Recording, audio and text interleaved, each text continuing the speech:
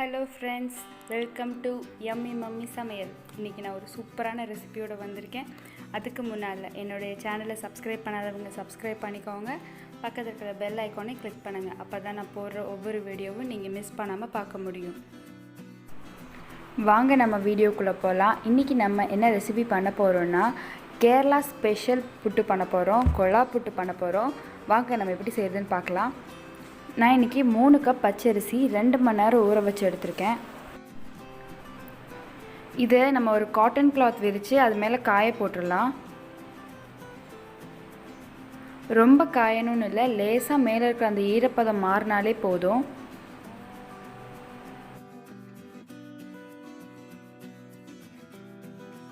காஞ்ச பிறகு நம்ம அரைச்சிடலாம். ரொம்ப பவுடராக அரைச்சிடாதீங்க, கொஞ்சம் ரவை பதத்துக்கு அரைங்க. கொஞ்சம் லேசாக குறக்குறன்னு இருக்கணும். ஸோ அதான் கரெக்டான பதப்புட்டுக்கு. இப்போ நம்ம மிக்ஸி ஜாரில் சேர்த்து அரைச்சி எடுத்துப்போம். இதே மாதிரி எல்லா பேட்சும் அரைச்சிருங்க.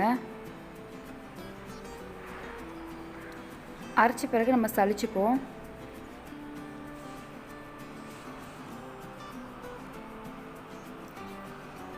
இப்போ நம்ம சலிக்கலாம். ஜல்லடையோட சைஸ் வந்து எது இருக்கணும்னா சின்னதும் இல்லாமல் பெருசும் இல்லாமல் மீடியமான சைஸ், இந்த ரவை போகிற சைஸ், அந்த சைஸ் ஜல்லடை எடுத்து சலிச்சுப்போம். கொஞ்சம் கொஞ்சமாக சேர்த்து சலிச்சுக்கோங்க.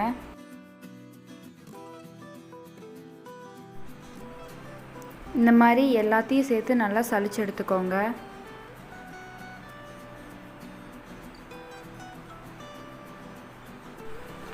இப்போ பாருங்கள், சலிச்சதுக்கப்புறம் கொஞ்சம் எக்ஸ்ட்ரா வந்திருக்கு.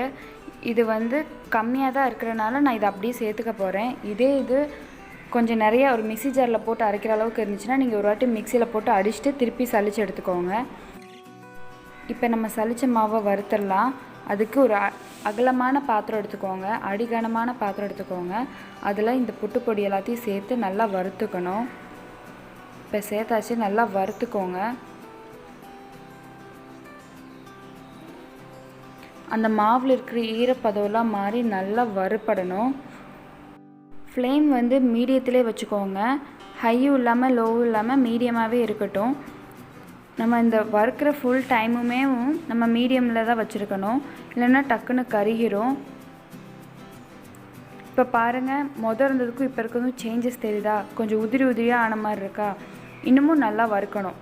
இப்போ இதான் நீங்கள் ஃபஸ்ட் டைம் வறுக்கிறீங்க, இது எந்த பதம்னு எனக்கு தெரியல அப்படின்னா லோ ஃப்ளேமில் வச்சு வருங்க. இந்த மாதிரி ஆனதுக்கப்புறம் லேசாக கீழே ப்ரௌன், நம்ம சேர்த்த மாவெல்லாம் லேசாக கீழே ப்ரௌன் ஆகும் இல்லையா? ஸோ அந்த ஸ்டேஜில் நீங்கள் இறக்கிடுங்க. வறுத்த பிறகு புட்டு மாவை ஆற வச்சுருங்க. ஆறின பிறகு நம்ம சலிச்சிடலாம். நம்ம எடுத்து அதே சைஸ் எடுத்துக்கோங்க. அந்த சைஸ் சலடை வச்சு சலிச்சிக்கோங்க. இப்போ எல்லாம் சேர்த்து நல்லா சலிச்சு எடுத்துக்கோங்க.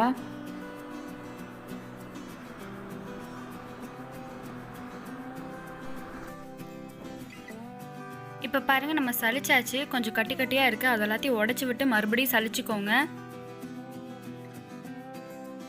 நம்ம வறுத்த மாவு வந்து ஆறின பிறகு தான் நம்ம புட்டு செய்ய ஸ்டார்ட் பண்ணணும்.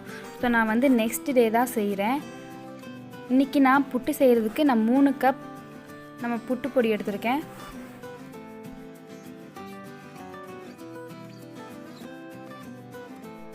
மாவு சேர்த்தாச்சு. தேவையான அளவுக்கு உப்பு சேர்த்துக்கோங்க. எல்லாம் நல்லா மிக்ஸ் பண்ணி விட்டுக்கோங்க. இப்போ கொஞ்சம் கொஞ்சமாக தண்ணி சேர்த்து மிக்ஸ் பண்ணிக்கோங்க. ஒரே அடியாக நிறைய தண்ணி சேர்த்துறாதீங்க, இல்லாட்டி மொத்தமாக கட்டி ஆகிடும். ஸோ கொஞ்சம் கொஞ்சமாக தண்ணி சேர்த்து மிக்ஸ் பண்ணி விட்டுட்டே இருங்க. நிறைய கட்டி வரும், அதெல்லாம் உடச்சி விடுங்க.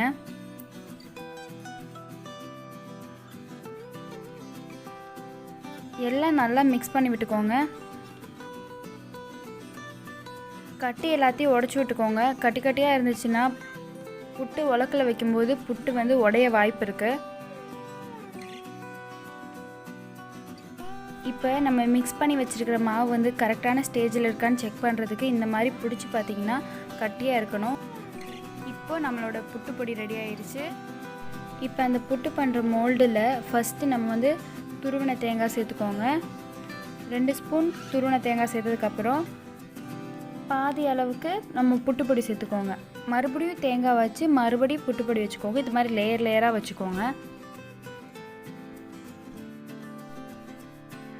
கடைசியில் தேங்காய் வர மாதிரி பார்த்துக்கோங்க. ஒரு வாட்டி இந்த மோல்டை தரையில் ஒரு வாட்டி டேப் பண்ணிவிட்டு மேலே க்ளோஸ் பண்ணிடுங்க.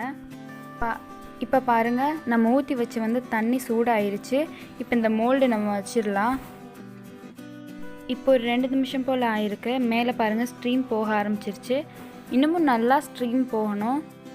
இப்போ பாருங்கள், இதுதான் கரெக்டான ஸ்டேஜ். இப்போ வந்து நம்ம இறக்கிடலாம்.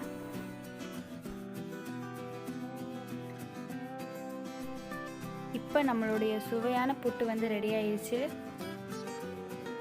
பார்க்கவே அழகாக இருக்குது.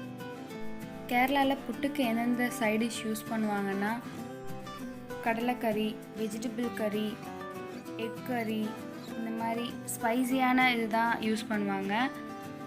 ஆனால் எப்பயுமே காமனான ஒன்று என்னென்னா அப்பளமும் வாழைப்பழமும் வச்சு சாப்பிடுவாங்க.